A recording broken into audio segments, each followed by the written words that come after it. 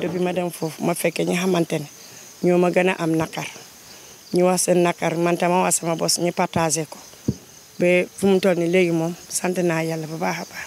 sama première histoire bu ma raconté ñu ne ma ne leen sama yaay dafa teel a gaañu man sama yaay depuis muy gaañu fekkee man maa ngi xale bu ndaw sama tante moo ma yor depuis sama yaay gaañ ñu ne kan moo leen di jàpp dañuy suñu waa dëkk suñu waa kër yi ñu dañuy yóbbu.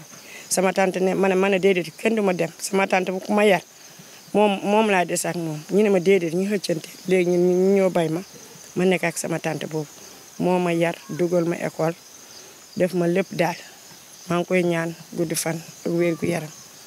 lu ñu waxtaan même bu dee sax di ci am kerse mais da ngay xool ni sa morom jigéen yi ñoo fa nekk waroo am kerse parce que bu dee lu la metti la wala lu la neex la bànneex la foog nga wax ci am ñu la ci may xalaat.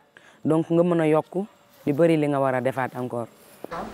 Dans une douzaine de pays, Entrepreneurs du Monde appuie 180 000 personnes, dont 89% de femmes. Ce sont des femmes remarquables. Pour sortir leur famille de la précarité, elles entreprennent. Du jour au lendemain, elles démarrent un petit commerce, un restaurant de rue, un atelier de couture, un champ, un élevage. Pour les accompagner jusqu'à la réussite, nous leur donnons accès à des microcrédits sans caution ni garantie, à un compte épargne et à des formations. Ces femmes progressent au sein de groupes. Chaque animateur rencontre ces groupes une à 2 fois par mois et les femmes, dans ces réunions, partagent leurs expériences, leurs succès, leurs difficultés. Les plus avancées, les plus émancipées embarquent les moins émancipées et ensemble elles progressent comme ça. Et à force de les écouter dans ces groupes, je me suis dit que cette parole très forte et très constructive devait sortir des groupes, aller plus loin, aller toucher les maris, les voisines, leur communauté et encore plus loin. Le projet 99 femmes vient leur donner cette occasion de porter leur parole plus loin, vient rendre visible leur chemin, leur succès, les difficultés qu'elles ont surmontées pour atteindre ces succès et puis les frustrations qui restent aujourd'hui face aux freins contre lesquels elles butent pour réussir, pour s'épanouir au plan professionnel et personnel. Pour faire entendre la voix des femmes, il faut d'abord leur donner la parole. Et pour ça, il faut créer un espace protégé où elles vont pouvoir exprimer leur réussite, leur joie, leur peine, dire leurs rêves et leurs défis en toute confiance. dama ne su ma amee xaalis bu bëri. damay ubbi école de formation bu mag pour ndaw yi. waaw coiffure dafa soxal jigéen de. gis nga sax suñu société bi tey di nga gis ku mag yow make-up ba mu bañ solu ba yanj nga foog amul problème fekk mu ngi yenu paanu problème di dox ak moom. ma ne la mooy man mii nga wax damay am paanu problème make-up. def sama xef sama cheveux naturel fekk problème yi su ma tëddee du ma nelaw. loolu sagu la comme noo ko waxee mais gis ngeen tey soo leen gisee jigéen bu dagg karawam dafa fekk jigéen boobu dafa pare pour changer vie am.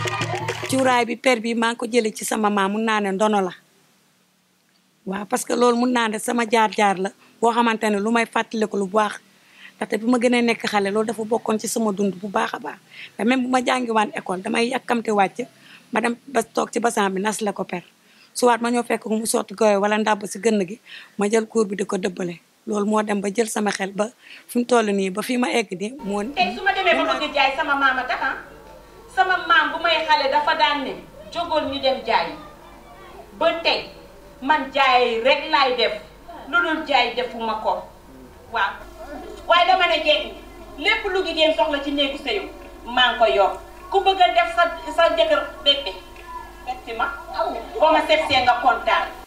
waaye ndey lii da koo nàmp tàqamtikoo ko ndax dafa ñëw màgg nekk école di dem di jàngi saa yu wàccee fekk sama yaay sëb gën bi di dëbb mi ne maam indi ma jàppale la ndeyit bi mu bàyyee école mu ñëw di jàppale maamam yàlla maamam wàññiku mu des ak njaay mi man li ma si mën a kës néew bi ma yàlla defee ma dem Dakar sama borom ko jël ma yóbbu ma Dakar man li ma continuer ko foofu gannaaw sama yaay daal moo ñu ko jàngal waaw bu dee cosaan bi daal si Awa Thiam lañ ko jëlee.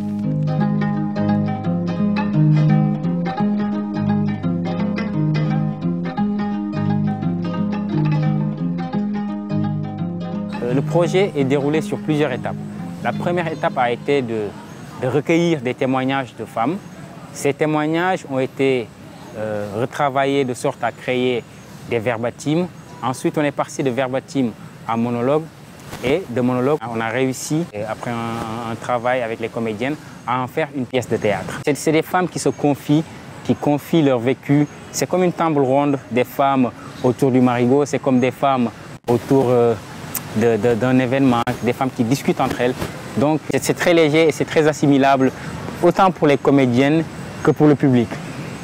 Donc les comédiennes, elles essaient toujours de se mettre dans la peau de ces femmes-là au moment où elles disaient ces témoignages. Bon, parfois, il y a des témoignages qui sont des souvenirs d'enfance joyeuses, d'autres témoignages de souvenirs d'enfance malheureuses.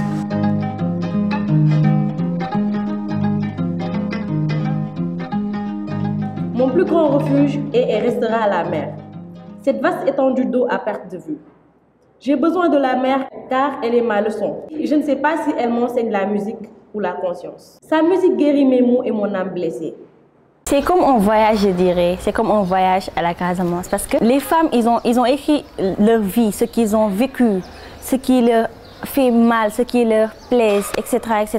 Donc, le fait que une femme ou bien une fille consacre son temps à méditer sur ce verbatim, ça va lui faire penser à des valeurs anciennes, à des situations de la vie, dans les mariages, dans les quartiers, et à aussi plus avoir de courage, d'enthousiasme et de force pour pouvoir se préparer à être femme comme elle.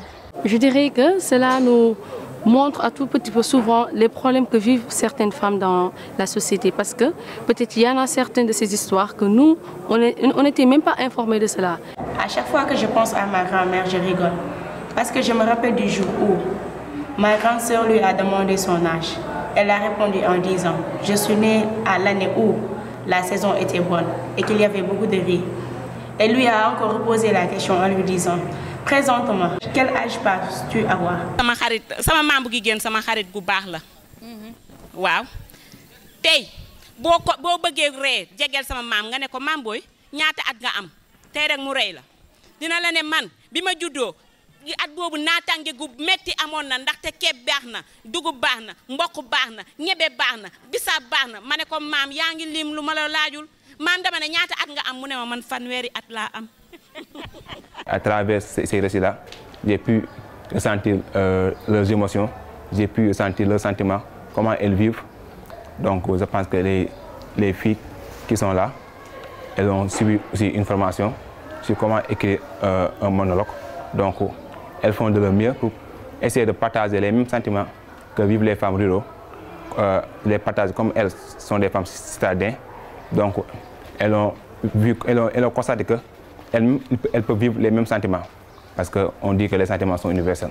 Sama yaay yaruma ndax man bima feree lañ ma yóbbu motax jànguma ndax mère bima yar daf ma bay ci kër gi pour togg fóot passé motax man jànguma togguma ba école waaw d'une part nag mere naa ko d'une part tamit kontaan naa ci moom parce que tey liggéeyu kër bi ma mën rek yàlla ak moom man mii di wax ak yow sama yaay dafa divorce ak sama papa bu may xale bu ndaw looloo waral sama yaay génn dëkk bi dem ak man fu sori waaye foofu bañ fa àggee sama yaay mi ngi ma dénk benn famille bu soxor bi nga xam ne famille bi daal kër googu maa fa gën a tuuti maa fay njëkk a yeewu mujjee tëdd lépp luy liggéey kër maa koy def man mii tuuti ndax lan dëkkuma fa ma dem ba mere ci sama papa ndaxte sama papa tey bu fa sewloon sama yaay maa ngi seen wet ñi may nabb nabee tamuy dëgg dara dàqu ko moo tax bi ma ko meree jànq ndeysaan ma sentir ni am na lu ma manqué ma mujj dem sukk jébbal ci sama papa yow man maa jéggalu ci sama papa matut atum yàlla noosuma ko ci sama papa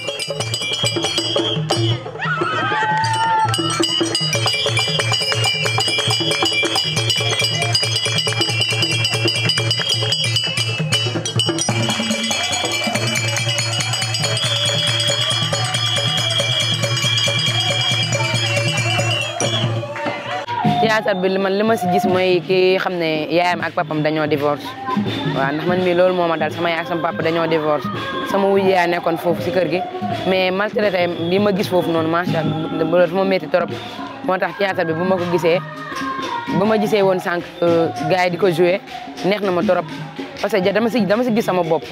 Ce choix m'était obligé, cette décision imposée, cette option forcée et j'ai dû accepter sans parler.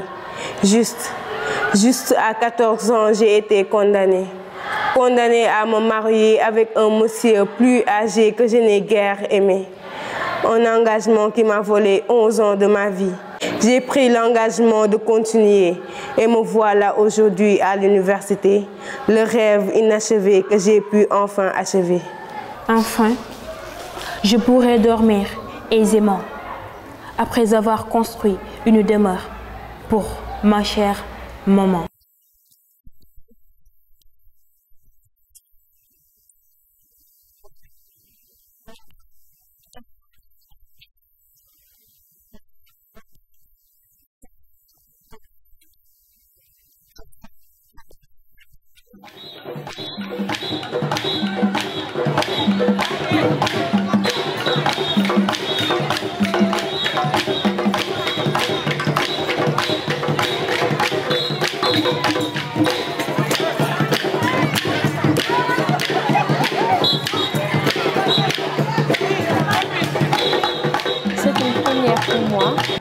De participer à l'élaboration d'une pièce théâtrale.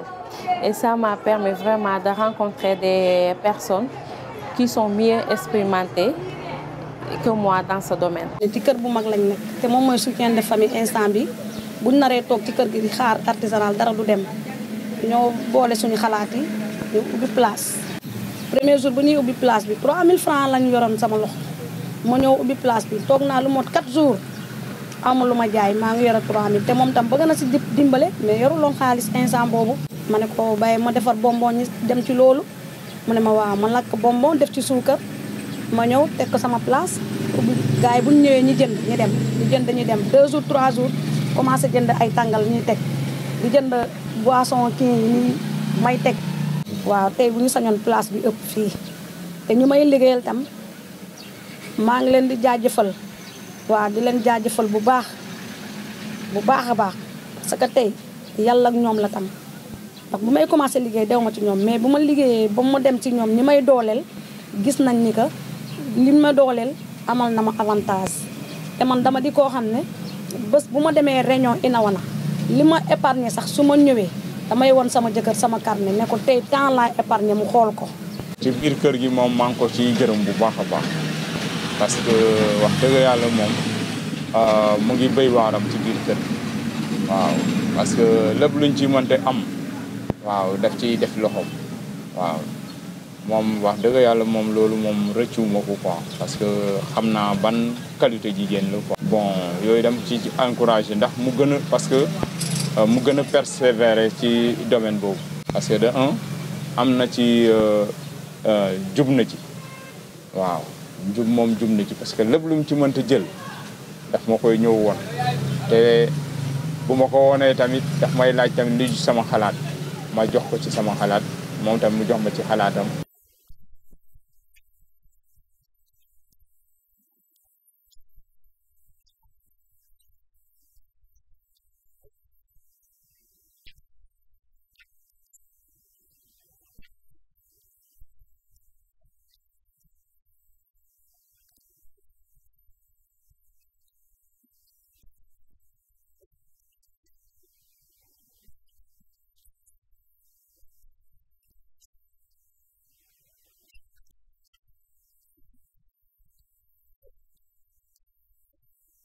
man mi ngeen di gis nii nag xamoonu ma njëriñu liggéey jamono yuy wees waaye ba sama yaay jóg bay ma ci kër gi maag samay rakk ak sama papa gu wéral di ma war leen a taxaw ci laa takk sama ndigg ba mu dëgër di liggéey suba ak ngoon ba ma mujj tuddee sama bopp jàmbaar bu mag bi liggéeykat la nañu gëm suñu bopp balaa ñeneen duñu gëm te it maa ngi jóge fu sori di liggéeykat bu mag.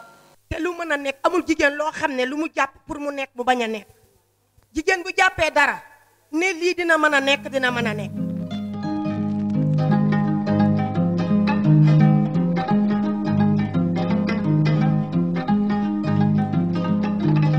su ma jëlee sama xaalis inaawana comme nawet damay béy def gerte jaxase ko ñam bi bu nawet jeexee damay jëlaat def soble damay def toolu soble waaw bu nawet jeexee damay leb pour jaay waa damay jaay léeg-léeg nag mu am prix léeg-léeg nga ñëw ku ñëw fay la 350 pour mu ramasse ko lépp parce que da ngay bañ mu yàqu sa loxo. Adama Diédhiou bu mu duggee si projet bi bu mu ñëwee mu ne ma moom moromam yi ñoo ko wax projet mu ngi tudd Inawana après mu expliqué ma projet bi naka la ñuy liggéeyee bu ma expliqué ma ne ko man ànd naa si. comme man am naa machine yàlla jàppale bu ma am machine bi nga xam te ne daf may indil ndox mu indil ma ndox comme ça maraîchage bi comme dañuy def soble ay maraîchage la ñuy def daal ay yu bëri nii léegi machine bi comme man am naa machine bi te ba pare doole bi amul pour jënd yeneen yi léegi moom bu demee fële mu indi comme ça ñi bokk liggéey bi.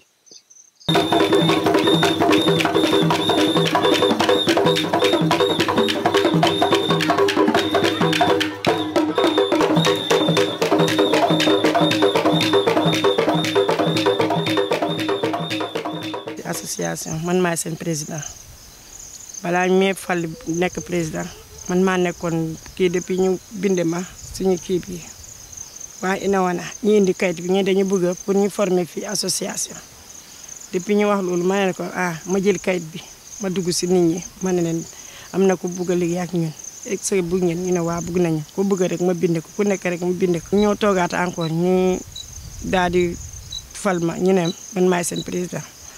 ma ne leen loolu lu mu ne nekkee man maa nekk seen président ñu déedéet yow da nga sawar ma ne dama sawar si naka ñu ne yow da nga sawar rek yow de kay dañ lay fal nga nekk président loolu moo tax ma nekk seen président.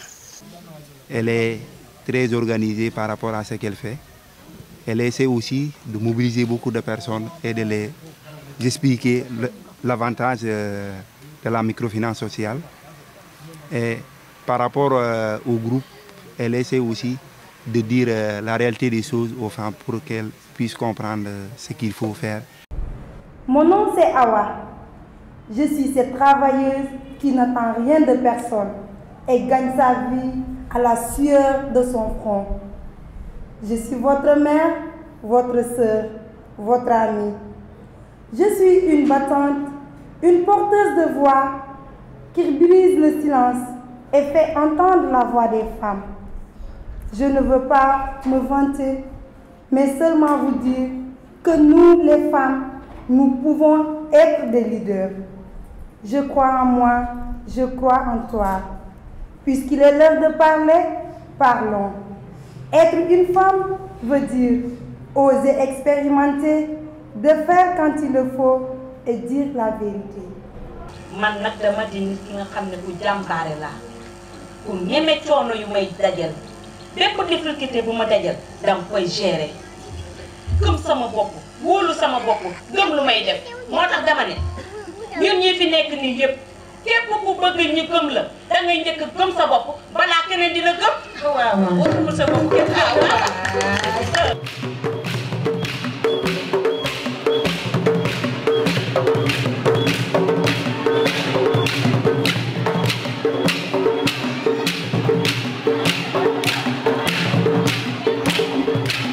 On a fait le tour du projet 99 femmes. On a fait Goudomp, Diouloulou, Ziguinchor et Kafountine et aujourd'hui Bignona. Bon, le public était là, présent et on a joué. On a senti que parfois les femmes jouaient avec nous. C'était formidable et c'était extraordinaire, quoi. et les femmes ont compris le message. Parfois on joue, mais il y a de ces sentiments qu'on ne peut pas exprimer. Mais avec l'art, on peut exprimer ça pour aider les autres femmes à exprimer leur douleur, leur mécontentement, leur joie. Parfois, on ressent cette histoire qu'on a vécue. Par exemple, parfois, tu as tendance à oublier tes opérations, tu ne peux pas calculer, on te tape, tu pleures. Et quand moi je joue, c'est des vécus drôles, pas drôles, parce que c'est l'école aussi. Ces représentations ont touché plus de 1000 femmes au total. Nous avons parlé de différents sujets comme les mariages précoces, l'éducation, l'autonomisation des femmes et le maintien de leur foyer tout en cumulant les activités génératrices de revenus. Parfois, on constate qu'il y a certaines femmes qui ne faisaient même pas partie des recueils de verbatim ont vécu les mêmes histoires. Et c'est des choses vraiment touchantes. Parfois, bon, on a constaté des moments de rire, mais aussi des moments de tristesse, parce que ça leur rappelle une histoire qu'ils ont déjà vécue au passé et dont ils n'ont jamais parlé. Et aujourd'hui, bon, ils ont vu qu'il y en a d'autres femmes qui ont vécu les mêmes situations. Et ça a vraiment eu un impact positif dans le cadre de leur vie sociale. En portant ces histoires vis-à-vis du public, la parole et la vie de ces femmes prend une toute autre ampleur, une toute autre valeur.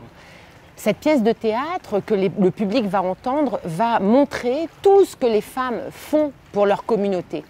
Donc ceux qui vont, les spectateurs, les hommes, les femmes, les petits garçons, les petites filles, vont entendre ces paroles en public. C'est très important de porter ces histoires au-delà du cercle privé et de les mettre sur la place publique.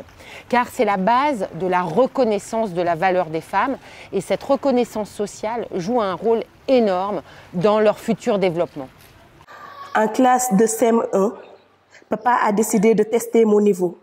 Parce qu'à cette époque, les maîtres discutaient que j'étais brillante. Et alors, mon père et grand-père m'ont fait passer les examens de CFE. Quand j'ai réussi, ce fut le meilleur jour que j'ai eu à passer de toute ma vie. Ma am bés bu neex bi nga xamné kenn du ko faté. Ndeysaan. Man kérok bi ma amé sama entrée en 6e. Non. Yo pour man lu ne ngay wax nek entrée en 6e. Non. Da ngay ré. En 6e lay wax ni. Man kérok bobu samay wa kër dañoo contane bi péru contane. Sama maam bu góor moom dafa dugg ci jettu béy xool fa béy bu gën a ponkal laa leen di wax ni ndeysaan mu ñëw rek tëral ko ne ma bii laa lay teralee lu ko gën a neex keroog googu ci kër gi maa fa nekkoon princesse lu ma bay sama yére bi yow lu ma waxut kenn waxu ko à l'école bu caarabu sinde yu furiyafu à l'école bu caarabu sinde yu furiyafu mane à l'école bu caarabu sinde yu furiyafu gis ngeen man daw école rek laa doon def moo tax nga mën woy bi billahi ñu laari rek ñëw daan woy bi. Ce qui m'a beaucoup émue tout au long du chemin, c'est la transformation individuelle et collective de ces femmes. Le fait que ces femmes qui ne se connaissaient pas se sont réunies, se sont écoutées en confiance, en sincérité et ont envie aujourd'hui de construire ensemble, de prolonger l'expérience pour se renforcer ensemble. Je suis très émue de ça, très fière d'elles et très fière de ce qu'elles ont fait de ce projet.